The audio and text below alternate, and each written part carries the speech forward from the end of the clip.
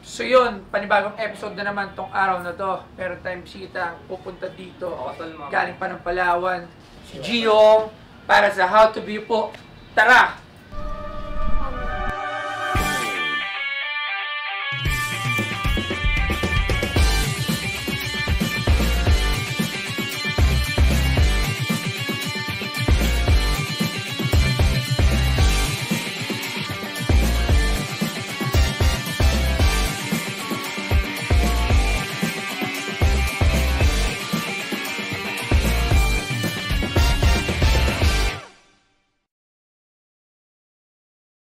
Ako si Gio, Palawan boy, isang manunulat.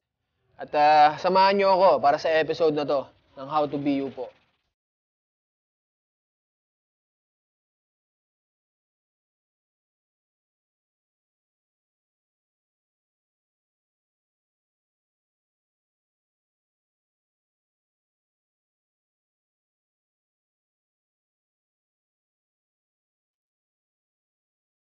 After 10 years, siguro mayor.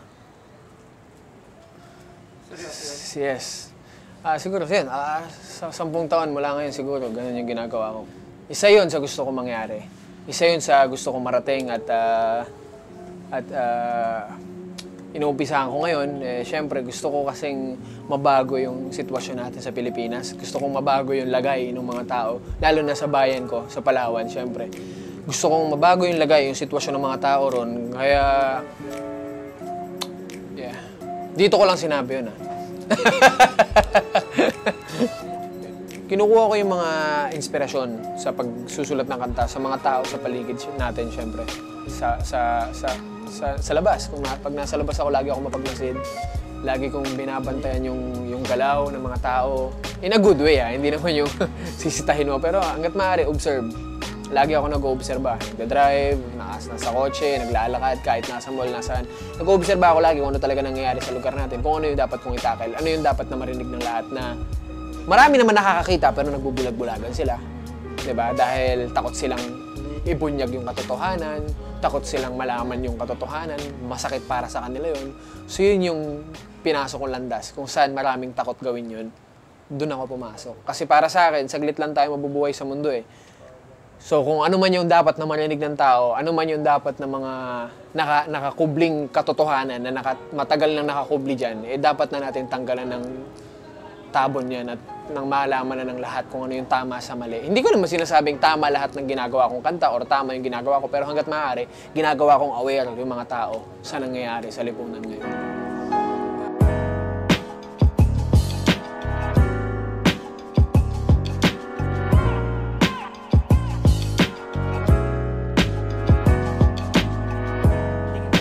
Siguro ang pinagkaiba ko sa ibang mga artist, ayun, gumagawa ako ng music para sa katotohanan, gusto ko yung music ko nakakatulong sa tao. Yun lang, ganun lang kasimple. Kasi ayokong gamitin yung music ko or yung itong binigay sa akin na talento para sa chill, 'di ba? Para sa pan-chill lang, pang sound trip lang, basta may music lang, tamang pang ano. Gusto ko naman, andun naman tayo, hindi ko naman sinasabing pangit yung gawa ng iba or what. Ang sa akin lang, yun yung pinagkaiba, di ba? Yan lang naman, yung pinagkaiba lang. So, iba-iba tayo di ba? Parang kabuluhan. Kabuluhan, di ba? Sinasabing iba, walang kabuluhan. Hindi pare. Solid lahat. Lahat ng artist solid. May kanya-kanyang image, di ba? Chris Brown, para example lang Chris Brown. Pag sinabi mo Chris Brown, sayaw, sexy song. Pero hindi mo pwedeng sabing hindi magaling si Chris Brown or, di ba? Siya yun. Diba? Pag sinabi mong Eminem, real life yun, kung ano yung nangyayari mismo sa kanya. Diba? Puro sa anak niya, sa nanay niya, sa kanya, sa buhay niya, talagang ididis niya kahit sino pa yan, kahit kamag-anak niya pa, wala siyang Idol mo si Eminem, no? Not really. Pero may part. Kasi may isang kanta ko na pakinggan, halos parang yung Cleaning Up My Closet. Wala ka akong sauladong kanta na Eminem. Yung isang kanta mo, parang ganun. Almost, pero diba? Hindi. Siguro idol lang lahat Pag sinabi mong rapper, Eminem, automatic, di ba?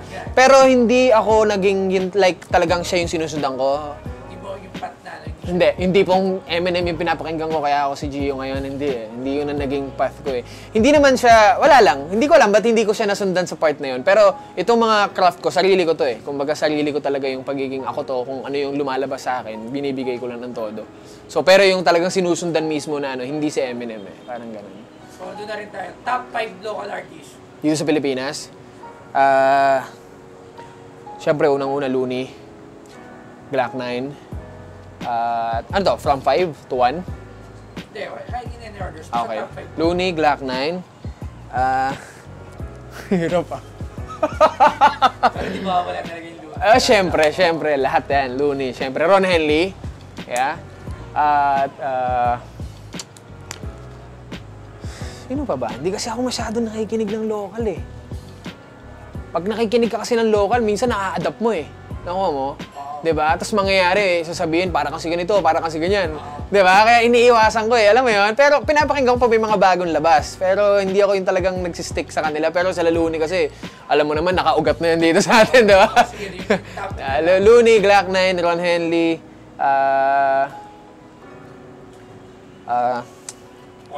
Okay na yun. Yeah, yan lang. Okay, siguro yung isa sa mga turning point ng buhay ko sa kung sino ako dati at kung sino ako ngayon, eh, ang dami na nila. Hindi, ang dami ng mga tropang nandyan.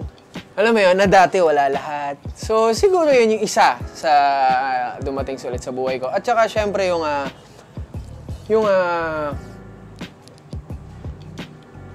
pag nasa labas ka, parang hindi na siya yung kagaya ng dati. Pero isa yun sa mga hindi ko gusto.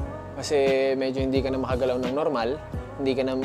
Gusto ko naman kasi gusto ko gumawa lang ng music eh. Mas gusto ko yung simple lang ako. Yung normal lang ako tao. Mas okay pa ako nakausapin mo ako ng normal.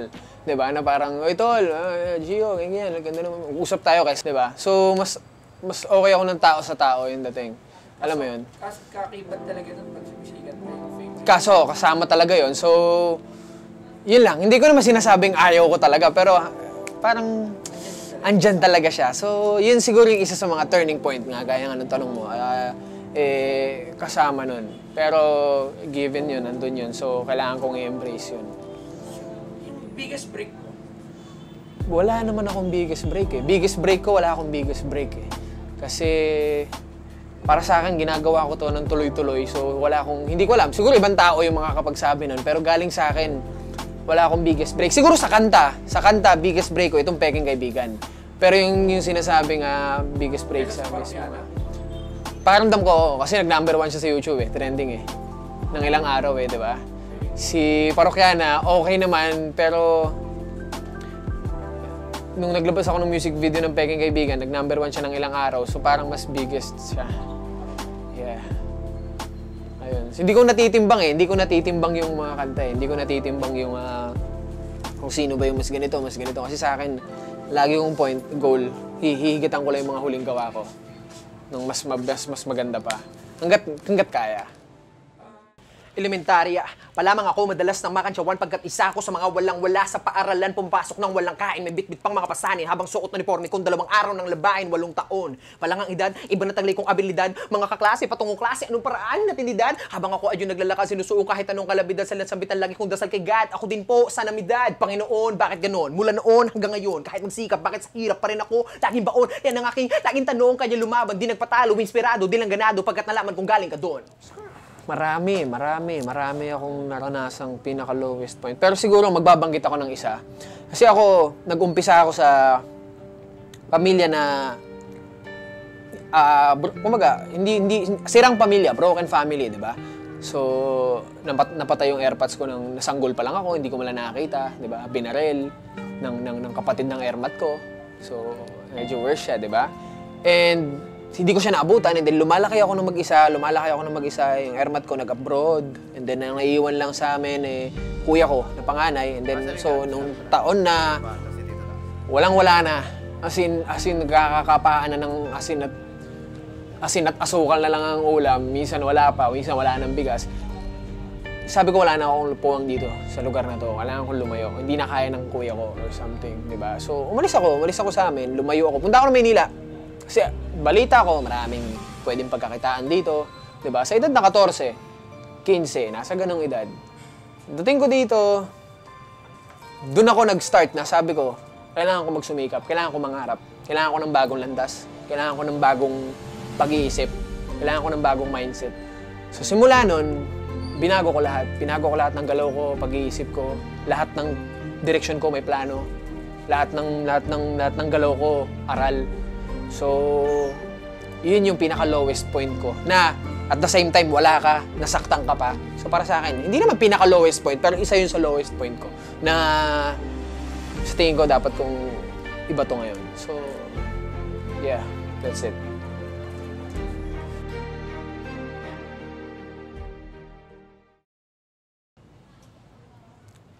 The bigger the testing, the bigger the blessing. The bigger The testing, the bigger the blessing.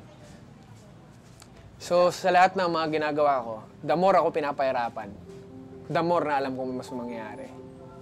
So, kahit sa mga music video, lahat ng stress, habang ginagawa yun, akala nila kalmado lang yun. Hindi, lahat yun problemado. Lahat yun masakit sa ulo. Lahat yun stress. Lahat yun walang tulog.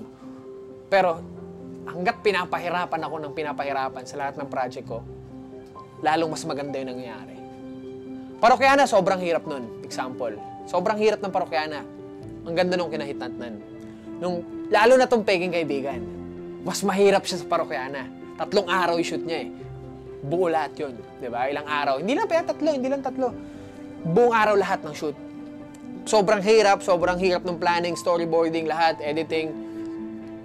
Pero mas maganda yung kinahinatnan. So, alam mo yun, the bigger the testing, the bigger the blessing. At saka, isa sa pananaw ko, kagaya ng sinabi mo, pag nasa taas ka, isa lang yung babagsakan mo eh, di ba? So, ganun din ako, para kang aakit ng hagdan, boss. Napakahirap umakit ng mataas na hagdan, di ba? Example ko lang. Napakahirap umakit ng mataas na hagdan. So, dapat bawat hakbang mo planado. Bawat hakbang mo aral. Di ba? Bawat tapak ng paa mo, siguradong hindi ka madudulas. Ang hirap umakyat step by step yan bago marating yung tuktok. Pag bara-bara ka, lingon ka ng lingon kung saan. Pansin ka ng pansin sa kung sino man yung tumatawag o sumisit-sit-sit sa'yo. Pwede kang madulas. Pag nadulas ka, ilang segundo lang nasa baba ka na ulit. Isang maling hakbang, paakit ng hagdan, na pinaghirapan mong hakbangin ang hakbangin. Nasa gitna ka na dahil lumingon ka, nagyabang ka or what, nagkamali ka ng apak, nadulas ka, ilang segundo lang nasa baba ka ulit. So, ganun lang kabilis. So, para sa akin, bawat hakbang dapat sigurado. Bawat hakbang dapat planado. Yun yung mga motivational ko. Di ba kayo magsisialis? Ang bihira naman, mga storbo. Sige na. So yun, natungayan nyo na naman ang panibagong episode ng How to Be You po. So please like and share and subscribe my YouTube channel, Boss Toyo Production. And also like my page, Watcher Toyo and Kain Pepe. So yun, abangan nyo na lang ulit ang mga susunod na kabanata ng How to Be You po.